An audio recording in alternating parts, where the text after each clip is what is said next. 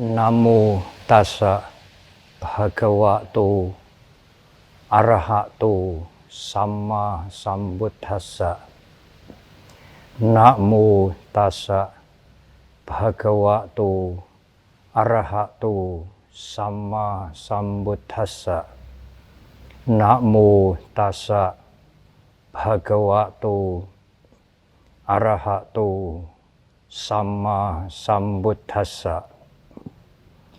Ehi bhikkhu swakato dhammo cara brahmacariyang sama dukasa antakiriyayati.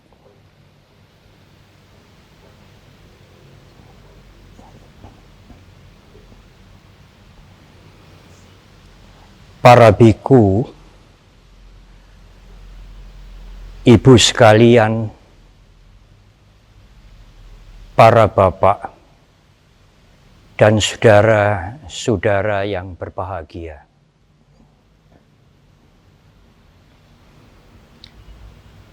Hari ini 23 Oktober 2021, 45 tahun yang lalu, 5 bhikkhu putra bangsa, yaitu Bante Agabalo,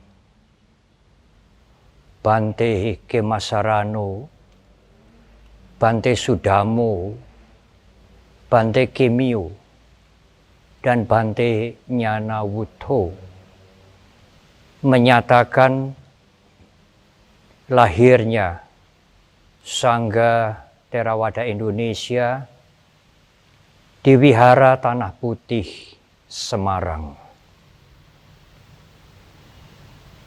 Lebih dari 2.600 tahun yang lalu, Guru Agung kita, Buddha Gautama, mendirikan Sangha pada saat purnama di bulan Asalha atau Asada, yang pada waktu itu terdiri dari 5 bhikkhu juga. Bante Kondanya atau yang Arya Kondanya, Wapa, Mahanama, Badia, dan Asaji. Para bhikkhu, ibu, bapak, dan saudara, pada masa-masa awal, Guru Agung Buddha Gautama mentasbihkan atau memberikan upasampada, melantik seseorang menjadi bhikkhu dengan cara yang sangat sederhana. Beliau mengucapkan satu formula kalimat yang sesungguhnya berisi semangat dan tujuan kehidupan para bhikkhu. Kalimat itu tidak lain adalah Ehi bhikkhu swakato dhammo cara brahmacariyang sama dukasa antakiriyayati. Selesai kalimat itu diucapkan oleh Guru Agung kita, maka seseorang menjadi bhikkhu penuh. Dalam kalimat yang sederhana itu, Guru Agung kita menyatakan, datanglah bhikkhu, Dhamma telah dibabarkan. Tempuhlah kehidupan suci, sama dukasa antakiriyayati, untuk menyelesaikan penderitaan. Para bhikkhu, ibu, bapak, dan saudara, kalimat pentasbisan yang digunakan oleh Guru Agung Buddha Gautama, yang sampai sekarang dikenal dengan kalimat atau dengan pentasbisan ehibiku upasampada, sekali lagi menjadi semangat dan tujuan bagi semua biku, yaitu menjalani kehidupan suci sama dukasa antakiriyayati untuk menyelesaikan penderitaan dengan sempurna sesuai dengan dhamma yang telah dibabarkan oleh Guru Agung kita. Para biku, ibu, bapak, dan saudara. Akan tetapi, dalam kehidupan para biku, dalam latihannya, sering kotoran-kotoran batin, kilesa muncul. Kalau panca indera terpancing karena tidak adanya kesadaran dan pengertian yang jernih, maka kilesa itu melemahkan semangat dan tujuan sebagai brahmacari menempuh kehidupan suci untuk membebaskan diri dari penderitaan secara total. Guru Agung kita dalam salah satu sutta yang amat terkenal, Arya Wangsa Sutta, menjelaskan 4 hal yang seharusnya menjadi kepuasan bagi kehidupan semua biku. Yang pertama adalah Ciwara Santosa. Seorang biku seharusnya puas dengan pakaian atau dengan jubah sederhana yang dikenakan. Pada masa yang lampau, para biku mengumpulkan kain-kain yang tidak terpakai, perca-perca yang terbuang, termasuk di krematorium, untuk dirangkai dan diwarna sehingga cukup menjadi jubah. Yang kedua, Pindapata Santosa, puas dengan makanan yang diterima, puas sekalipun makan yang sangat sederhana.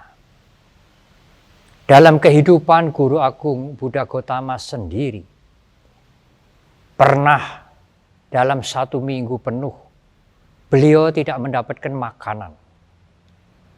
Dan hal itu beliau alami tidak hanya sekali. Bahkan pernah juga seseorang mengundang Guru Agung Buddha Gotama dengan banyak biku untuk berpuasa di tempatnya. Tetapi pada waktu masa wasa tiba, Sang Buddha dan banyak biku datang untuk memulai berdiam 3 bulan selama masa wasa. Sang pengundang ternyata lupa dengan undangannya.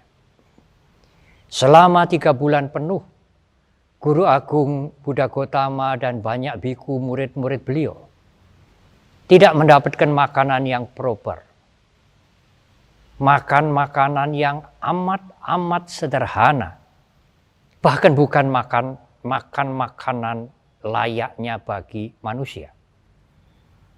Seseorang yang mempunyai, yang memelihara ratusan kuda, menyisihkan makanan untuk kuda, biji-bijian dan sekam atau dedak, sebagian untuk makan Guru Agung dan banyak biku selama 3 bulan. Karena sang pengundang melalaikan undangannya. Arahat Mahamoggallana yang terkenal sangat sakti, mempunyai abinya yang luar biasa. Mohon izin kepada Guru Agung untuk mendatangkan makanan yang sesuai, yang pantas untuk para biku semuanya. Tetapi Guru Agung kita tidak mengizinkan. Tentu Sang Buddha mempunyai tujuan Apa yang beliau alami dan yang banyak biku alami itu bisa menjadi pelajaran, contoh atau keteladanan kemudian. Pada waktu masa-masa kemudian para biku mungkin sulit mendapatkan makanan yang sesuai. Para biku hendaknya bertahan dengan makanan yang paling sederhana, termasuk makanan yang pantas hanya untuk makanan kuda. Yang ketiga, senasana santosa. Para biku seharusnya puas dengan tempat tinggal yang ada. Tidak hanya di rumah atau di gedung, tetapi para biku juga tinggal di gua-gua, bahkan di bawah pohon. Para biku menerima dengan senang hati, menerima dengan santosa, dengan kepuasan, tidak mengeluh. Meskipun mungkin tinggal di gubuk yang sederhana, bocor di waktu hujan, naik kendaraan yang angin bisa masuk dengan leluasa, yang sama sekali tidak ada air condition atau AC, di ruangan yang tidak ada air condition, para biku hendaknya menerima dengan kepuasan hati. Senasana santosa.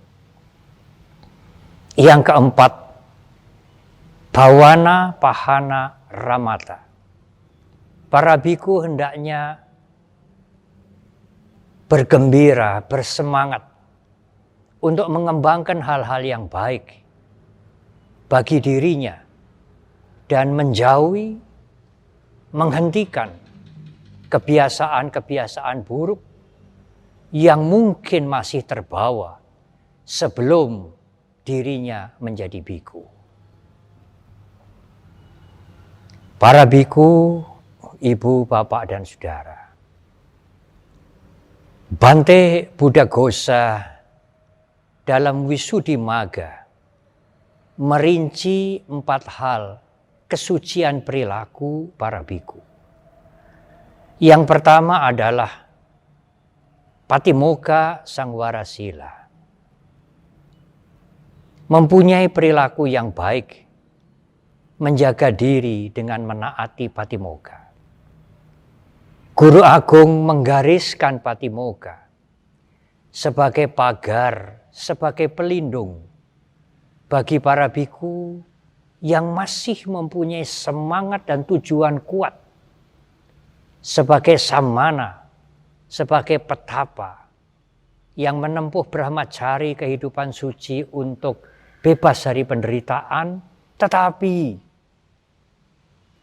suatu saat timbul kotoran batin karena kesadaran menjadi lemah. Timbul mental negatif yang mengganggu. Untuk itulah Guru Agung memberikan Patimokkha. Menjagai, melindungi agar kotoran batin itu tidak menjadi menang. Selama seseorang masih mempunyai semangat untuk membebaskan diri dari penderitaan secara total. Kecuali sudah bertujuan lain. Yang kedua, dalam Visuddhimagga, Bante Buddhaghosa menyebutkan indriya sangwarasila. Berperilaku baik dengan menjaga panca indera. Terkendali inderanya, utamanya dalam kehidupan bersama bermasyarakat. Yang ketiga, ajiwa parisuddhisila. Mempunyai perilaku yang baik dalam menempuh kehidupan sebagai biku. Tingkah laku yang tidak tercela, kehidupan yang bersih. Dan yang keempat, pacaya sanisita sila. Berperilaku baik dalam memperoleh kebutuhan-kebutuhan untuk menyokong kehidupannya. tentu sangat tidak dibenarkan karena tidak sesuai dengan kehidupan sebagai samana yang bertujuan untuk kesucian. Para biku melakukan kegiatan berdagang atau jual beli, kemudian kegiatan-kegiatan yang lain yang bahkan bertentangan dengan kehidupan sebagai samana. Para biku, ibu, bapak dan saudara, kalau kita melihat 4 perilaku yang disebutkan oleh Bante Buddhaghosa dalam Visuddhimagga, kunci untuk mempunyai perilaku yang baik itu, kunci untuk parisuddhi sila, sila yang suci itu, sebenarnya tidak lain adalah 4 santosa yang diuraikan oleh Guru Agung dalam Ariyawangsa Sutta. Kalau seseorang menjadi biku kemudian berusaha untuk puas dengan pakaian yang dikenakan, puas dengan makanan yang diterima, puas dengan tempat tinggal di mana dia berada, dan bergembira melakukan hal yang baik, meninggalkan yang buruk, tentu seorang biku itu akan mempunyai parisuddhi sila, sila yang baik. Para biku, ibu, bapak dan saudara-saudara, inilah sesungguhnya inti, inilah sesungguhnya semangat dan sekaligus tujuan yang ditunjukkan oleh Guru Agung kita sebagai biku menempuh kehidupan suci untuk mencapai kebebasan. Ibu, bapak, dan saudara-saudara, di sepanjang masa para biku selain mempunyai kewajiban utama ke dalam dirinya sendiri, juga melakukan hal-hal yang baik untuk masyarakat. Para biku mengajar dhamma,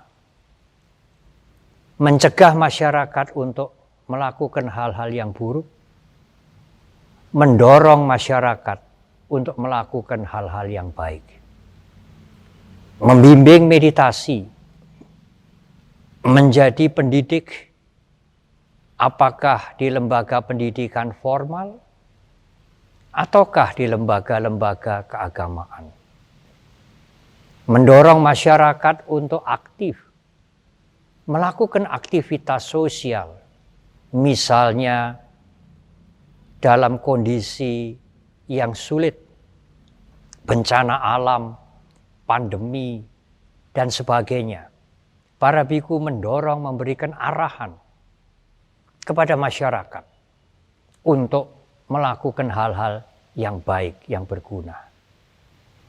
Para biku ikut membangun peradaban sosial dengan nilai-nilai dhamma, yaitu memuliakan kemanusiaan dan menghargai semua kehidupan. Kalau para biku puas dengan 4 hal yang dijelaskan di depan, kalau para biku melindungi dirinya dengan patimokkha, menjaga dirinya dengan indriya sangwara, puas dengan kebutuhan-kebutuhan sederhana yang diterima, tentu dimanapun seorang biku yang mempunyai perilaku seperti itu akan sangat diterima oleh lapisan masyarakat, apalagi oleh umat Buddha, dengan sangat senang hati. Tetapi kalau para biku tidak mempunyai santosa, tidak mempunyai kepuasan dalam makanan, dalam berpakaian, dalam hal tempat tinggal, dan lain-lain, tidak menjaga dirinya dengan baik, tentu biku yang seperti itu tidak mudah diterima di lapisan masyarakat yang manapun. Umat Buddha pun enggan menerima biku yang mempunyai perilaku seperti itu. Sekali lagi, sebagai biku yang hidup brahmacari untuk membebaskan diri dari penderitaan secara total, marilah kita hidup sederhana dengan kepuasan. Kepuasan dalam memenuhi kebutuhan, kepuasan dalam kehidupan sebagai biku, kepuasan dalam kehidupan kita sehari-hari dengan menjaga sila, dengan menjaga indria. Maka kemanapun kita pergi, masyarakat akan menerima kita, menghargai kita, meskipun kita tidak mencari penghargaan. Umat Buddha akan menerima kita, menghormati kita, meskipun kita tidak mencari penghormatan. Ada salah satu perumpamaan di Dhammapada. Laksana seekor lebah yang berkelana mendatangi bunga-bunga, mengambil serbuk sari. Tetapi lebah itu tidak merusak sama sekali bunga-bunga yang didatangi.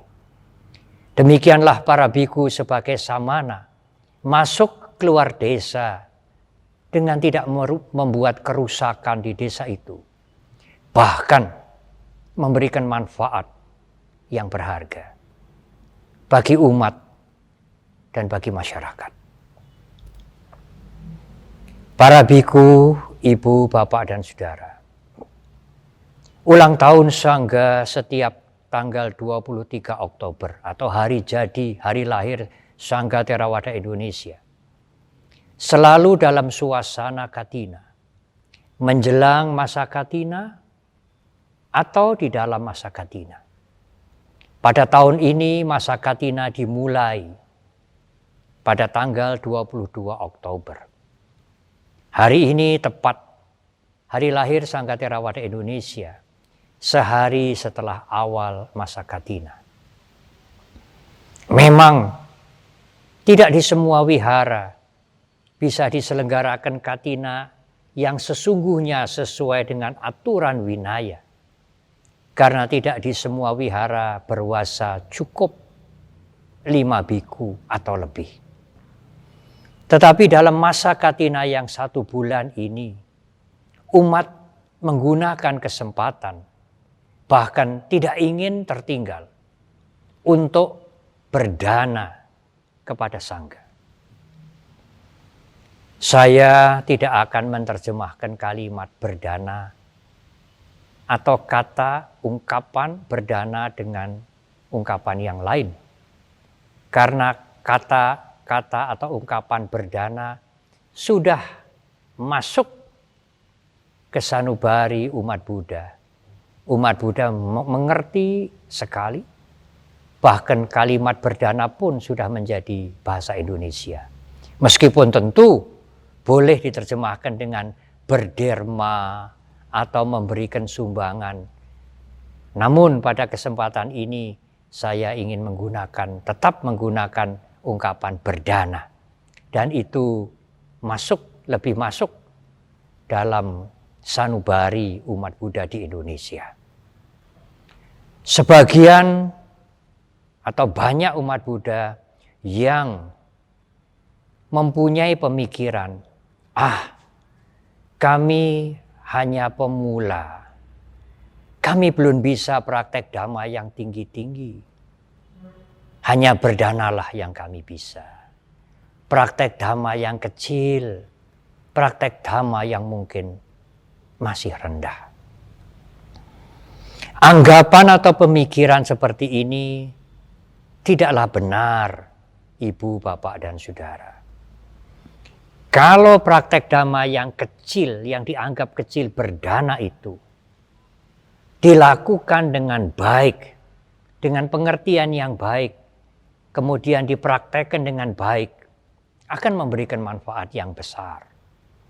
Ajaran guru agung kita, apakah yang sederhana, yang dangkal, ataukah yang dalam, semuanya mempunyai rasa yang sama. Seperti air laut, yang dangkal maupun yang dalam, mempunyai rasa yang sama, asin. Demikian juga ajaran guru agung kita, yang kecil, yang besar, yang dangkal, yang sederhana, mempunyai rasa yang sama, yaitu wimuti raso, rasa kebebasan, bebas dari penderitaan. Ibu, bapak, dan saudara, bagaimana memberikan dana, praktek memberikan dana, bisa memberikan manfaat yang besar? Ya, dengan berdana sekaligus akan praktek sila. Dengan berdana sekaligus akan praktek meditasi. Dan dengan berdana akan mengembangkan panya kebijaksanaan. Bagaimana bisa, Bante? Bisa, ibu, bapak, dan saudara.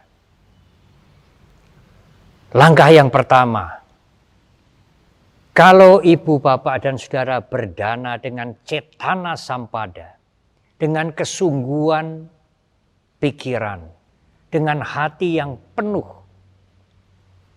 tidak ada rasa ragu-ragu, tidak ada pikiran jangan-jangan, dan lain-lain.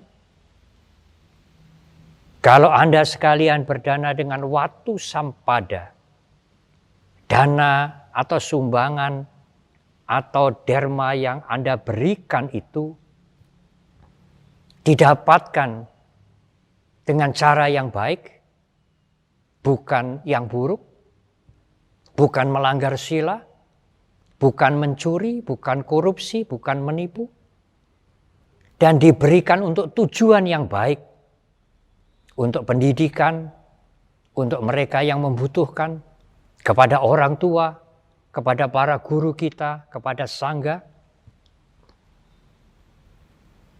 Ini adalah basic. Kemudian, pada waktu Anda menyerahkan, pada waktu ibu, bapak, dan saudara memberikan dana ini, kalau disertai dengan kesadaran, pikiran tidak lari kemana-mana, tetapi menyerahkan, mempersembahkan dengan sadar, dengan penuh perhatian. Pada saat itu, ibu, bapak, dan saudara mempunyai sila, perilaku yang bersih. Pada saat mempersembahkan dana, dengan pikiran yang penuh, dengan kesadaran, dengan sungguh-sungguh. Pada saat itu tidak ada kejahatan yang disebut dengan membunuh. Pada saat itu tidak ada kejahatan, perilaku buruk, akusala kama yang disebut dengan mencuri, berzina, berbohong, atau mabuk. Pada saat itu sila Anda menjadi bersih. Demikian juga, kalau Anda memberikan dana, mempersembahkan dana dengan pikiran penuh, dengan sati, pikiran tidak melihat ke kanan, ke kiri, tidak timbul iri hati melihat yang lain mungkin berdana lebih besar, atau merasa menyesal karena memberikan hanya sedikit, tidak. Tetapi memberikan dengan sati, memberikan dengan kesadaran, dengan tujuan atau diarahkan kepada yang patut menerima persembahan ini. Sekali lagi, kalau persembahan itu dilakukan dengan sati, dengan kesadaran, itulah meditasi. Sesaat itu mental saudara akan bersih dari kilesa, dari kotoran batin, dari kebencian, dari keserakahan, dan dari kotoran-kotoran batin yang lain. Berikan, persembahkan dengan kesadaran. Buang semua keinginan, semua pamrih. Saya memberi untuk membersihkan kotoran batin, dan pemberian itu dilakukan dengan kesadaran. Kalau nanti ibu, bapak, dan saudara akan memberi, sedang memberi, atau setelah memberi, timbul pikiran, aku sudah berdana. Atau aku sudah berdana dengan penuh kesadaran. Sadarilah pikiran aku yang sedang muncul itu.